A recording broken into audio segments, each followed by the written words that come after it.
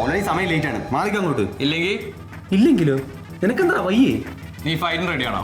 Phyto? ആ, നേർക്ക് നേരെ അടിക്ക് റെഡിയാണോന്ന്. നീ ഒരു കാര്യം ചെയ്യ്, ഒരു കേസ് വീരത്തോടെ കൊണ്ടുവയ്ക്കി ഒറ്ററിഞ്ഞ് അടിച്ചു തീർക്കുക. അടിയുടെ കാര്യമല്ല ഞാൻ പറഞ്ഞത്, നീ കായിക ശക്തി തെളിയിക്കുന്ന അടിക്ക് റെഡിയാണോന്ന് ഞാൻ ചോദിച്ചത്. അപ്പുറത്തെ പറമ്പിൽ കുറച്ച് പിള്ളേർ കളിപ്പുണ്ട്, പോയി അവരെ വിളിച്ച് പോയി അടിച്ചേ. തമാശ, ഇതുപോലത്തെ ഓരോ തമാശ പറഞ്ഞിട്ടായിരിക്കും ആശാൻ പെമ്പിള്ളേരെ വളയ്ക്കുന്നത്. അതെ, ഇതുപോലെ തമാശ കൊണ്ടാണ് ഞാൻ വളയ്ക്കാറുള്ളത്. എന്തേ ഇനിയും ഇതുപോലെ പെമ്പിള്ളേരെ ഇനി വളയ്ക്കാൻ ഉണ്ടാവോ ആവോ? ഇന്നിപ്പോ ശനിയാഴ്ച അല്ലേ, ഞാൻ അടുത്ത ചൊവ്വാഴ്ചയുടെ 2 പെൺകുട്ടികൾ ഇതേപോലെ തമാശ പറഞ്ഞ് വളയ്ക്കാൻ ഉദ്ദേശിച്ചുള്ളത്. ഇനിയിപ്പോ സാറിന് ബുദ്ധിമുട്ടാണെന്നുണ്ടെങ്കിൽ ഞാൻ അടുത്ത ബുധനാഴ്ചത്തേക്ക് മാറ്റാം. എന്തേ? മാറ്റേണ്ടി വരും. ഇങ്ങനെ പോയാൽ നിന്നെ ഈ ഓഫീസിൽ നിന്ന് തന്നെ മാറ്റേണ്ടി വരും. തൽക്കാലം സാർ ഈ കയ്യിൽ നിന്ന് മാറ്റി, എനിക്ക് സമയമില്ല.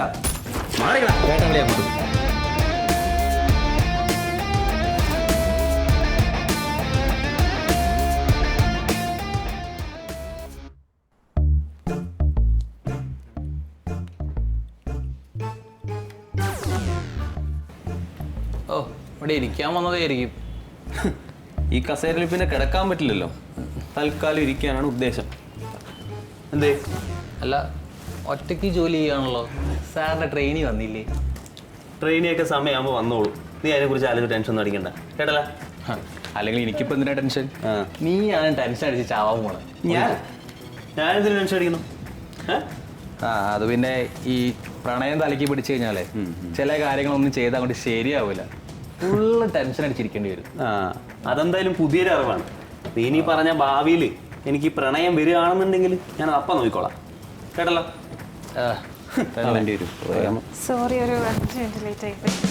കുഴപ്പമില്ല, ഇരുന്നോളൂ. ഞാനത് കാര്യങ്ങൾ സെറ്റാക്കിയിട്ടുണ്ട് കേട്ടോ.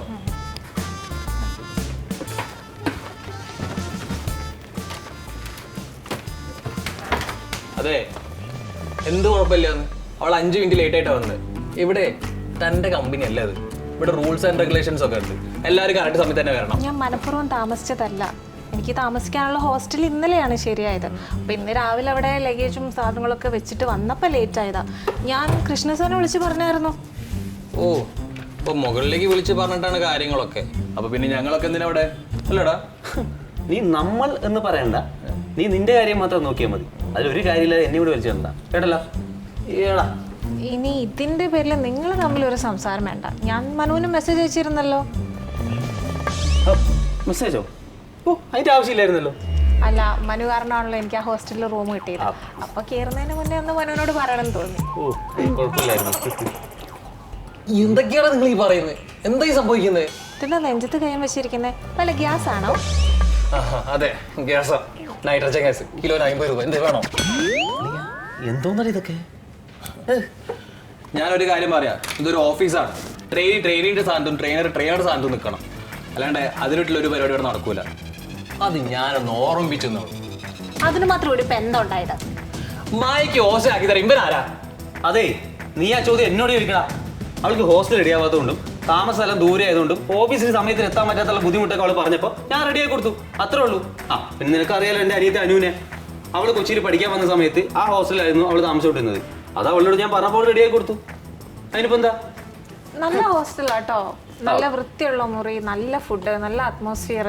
പിന്നെ ഈ ഒരു കാര്യത്തില് മനുവിനോടും മനുവിന്റെ സിസ്റ്ററിനോടും എത്ര നന്ദി പറഞ്ഞാലും മതിയാവും. നന്ദി ഇരുന്ന ആവശ്യമില്ലെന്നേ. അല്ല, എന്നാലും പറയേണ്ട ഒരു ഉത്തരവാദിത്തം എനിക്കില്ലേ? ശരിയാ. ഇവര് നല്ല ഉത്തരവാദിത്ത. എന്താണ് രാകേഷ് ഉത്തരവാദിത്തത്തിനെ കുറിച്ചൊക്കെ പറയുന്നു? അല്ല സാറാ, നമ്മുടെ ഓഫീസിലുള്ള എല്ലാവരും നല്ല ഉത്തരവാദിത്തോടെ ജോലി ചെയ്യാന്ന് പറയുന്നു. അത് നമ്മുടെ മായക്കൊന്ന് പറഞ്ഞു കൊടുക്കുകയായിരുന്നു. ഓഹോ, മായക്ക് ഉത്തരവാദിത്തമൊക്കെ പഠിപ്പിച്ചു കൊടുക്കാൻ മാത്രം രാകേഷ് വളർന്നു? ഞാൻ അറിഞ്ഞില്ല കേട്ടോ. അല്ല, അങ്ങനെയല്ല. എന്നാ ചെല്ല്, സ്വന്തം സീറ്റിലോട്ട് ചെല്ല്. ഒരുപാട് ജോലി ഇല്ല രാകേഷ്. എന്നാ ഞാൻ അങ്ങോട്ട് ചെല്ലാം. മായ, ക്യാബിനിലേക്ക് ഒന്ന് വരണേ. ഇപ്പൊ ഉണ്ട്. പിന്നെ മനു വരുന്ന എന്തെങ്കിലും അസൈൻമെന്റ് ഉണ്ടെങ്കിൽ അത് തീർത്തിട്ട് സമാധാനം വന്നാൽ. ശരി, നടക്കട്ടെ.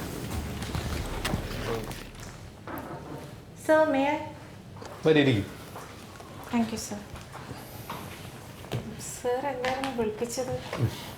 മായ, ഞാൻ കുറച്ച് ഒഫീഷ്യലായിട്ടുള്ള കാര്യത്തിന് എന്നെയായിരുന്നു വിളിപ്പിച്ചത്. പക്ഷേ അതിൽ ചില കാര്യങ്ങൾ മായയുടെ വ്യക്തി ജീവിതത്തെ കൂടി ബാധിക്കാൻ സാധ്യതയുള്ളതുകൊണ്ട് അതുകൊണ്ട് തന്നെ ഞാൻ പറയാൻ പോകുന്ന കാര്യങ്ങൾ മുഴുവനായി കേട്ടതിന് ശേഷം മാത്രമേ മായ മറുപടി പറയൂ. സർ, ഇങ്ങനെയൊക്കെ പറഞ്ഞ് എനിക്ക് നല്ല ടെൻഷനാവും. ഒന്ന് പെട്ടെന്ന് കാര്യം പറയാമോ? അയ്യോ, ടെൻഷൻ അടിക്കാനൊന്നുമില്ല. ഞാൻ ചെറിയ കുറച്ച് കാര്യങ്ങൾ പറയാൻ വിളിപ്പിച്ചു, അത്രേ ഉള്ളൂ. ഓക്കെ സാർ പറഞ്ഞോളൂ. അതായത് മായ, നമ്മുടെ ഓഫീസിൽ മായ പലതരം ആൾക്കാരുമായിട്ട് ഡീൽ ചെയ്യേണ്ടി വരും, ഫേസ് ചെയ്യേണ്ടി വരും. ഇപ്പം നിലവിൽ 3 പേരേ ഉള്ളൂ, പക്ഷെ ഭാവിയിൽ അത് കൂടാൻ ചാൻസ് ഉണ്ട്. അപ്പോൾ അവരെയൊക്കെ മായ എങ്ങനെയായിരിക്കും ഡീൽ ചെയ്യാൻ പോകുന്നത്? സാർ ഡീൽ എന്നതുകൊണ്ട് എന്താ ഉദ്ദേശം എനിക്ക് മനസ്സിലായില്ല.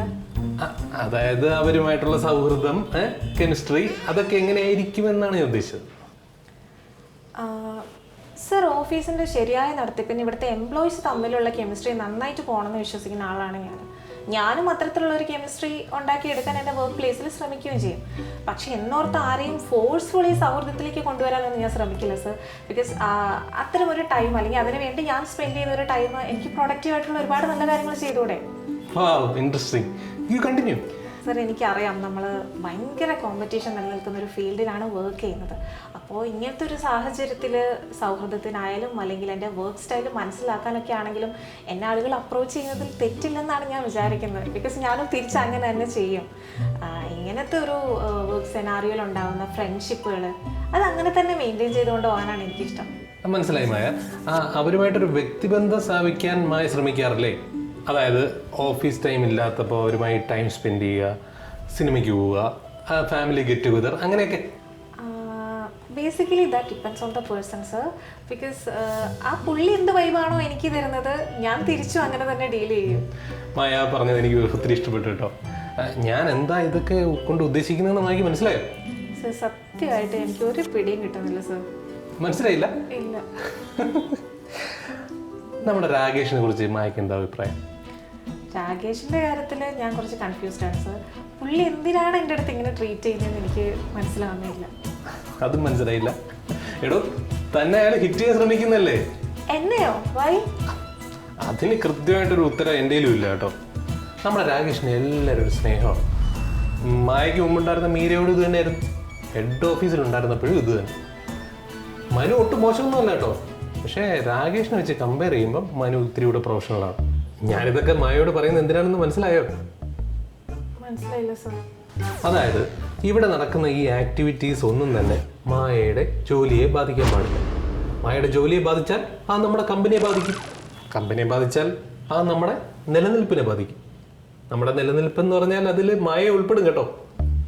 സർ അത്തരത്തിൽ ഒരിക്കലും ഞാൻ എൻ്റെ സമയം നഷ്ടമാക്കില്ല സർ. അങ്ങനെയാണെങ്കിൽ മായയ്ക്ക് കൊള്ളാം. മായ ഈ ക്യാബിനിൽ നിന്ന് ഇറങ്ങുന്ന നിമിഷം തന്നെ രാകേഷ് എന്തെങ്കിലും പറഞ്ഞ് അടുത്ത് വന്ന് ഇവിടെ നടന്ന എന്താണെന്ന് അറിയാൻ ശ്രമിക്കും. മായ രാകേഷിൻ്റെ അടുത്ത് എങ്ങനെ ഡീൽ ചെയ്യുന്നു എന്നനുസരിച്ചിരിക്കും മായയുടെ ഓഫീസിലെ നിലനിൽപ്പ്. മനസ്സിലാവുന്നുണ്ടോ? എന്നാൽ മായ, ഓൾ ദി ബെസ്റ്റ്.